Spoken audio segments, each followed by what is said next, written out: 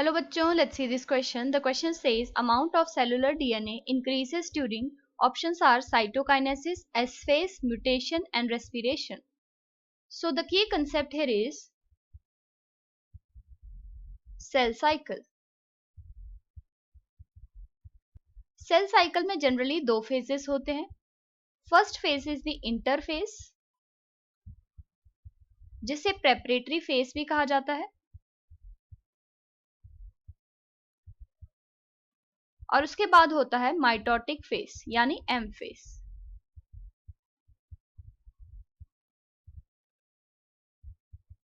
Interface divided है 3 phases में, G1 phase, then S phase and then G2 phase. और mitotic phase में दो प्रोसेसेस होती हैं. सबसे पहले होता है न्यूक्लियर डिवीजन यानी कैरियोकाइनेसिस, और फिर उसके बाद होता है साइटोकाइनेसिस यानी साइटोप्लाज्मिक डिवीजन. G1 और G2 फेजेस ग्रोथ फेजेस हैं. इन्हें गैप फेज भी कहा जाता है. G1 फेज में होती है अमाइनो एसिड्स की फॉर्मेशन. यहाँ आरएनए भी बनते हैं, एटीपी सिंथेसाइज होता है, प्रोटीन्स की फॉर्मेशन होती है, न्यूक्लियोटाइड्स बनते हैं,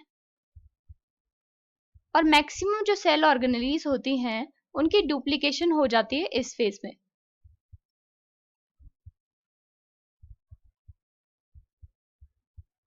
नेक्स्ट है एस फेज यानी सिंथेटिक फेज, यानी यहाँ पे डीएनए सिंथेसाइज होता है नया, तो डीएनए की रेप्लिकेशन होती है, जिसका मतलब है कि यहाँ पे जो डीएनए का कंटेंट है वो डबल हो जाता है.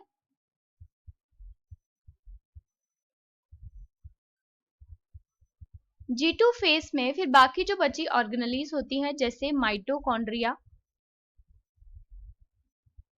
क्लोरोप्लास्ट और गोल्जी बॉडी, इनकी होती है डुप्लीकेशन. प्लस यहाँ पे भी आरएनए और प्रोटीन्स की सिंथेसिस होती है.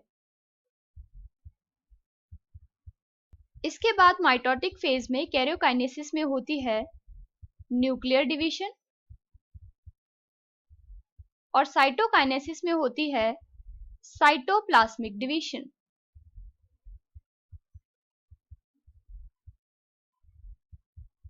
सो नाउ क्वेश्चन में पूछा है amount of cellular DNA increases during. First है साइटोकाइनेसिस, तो साइटोकाइनेसिस में होती है साइटोप्लाज्मिक डिवीजन, इसलिए ये तो इनकरेक्ट हो जाएगा.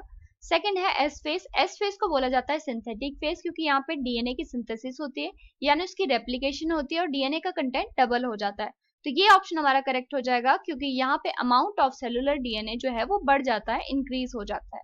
नेक्स्ट है म्यूटेशन. म्यूटेशन क्या होती है, यहाँ पे जो डीएनए का सीक्वेंस होता है उसमें चेंजेस आ जाते हैं, यानी ऑल्टरेशन हो जाती है डीएनए के सीक्वेंस में, तो ये ऑप्शन इनकरेक्ट हो जाएगा. लास्ट है रेस्पिरेशन. तो रेस्पिरेशन में क्या होता है, एनर्जी बनती है बिकॉज ऑफ फूड की ऑक्सीडेशन,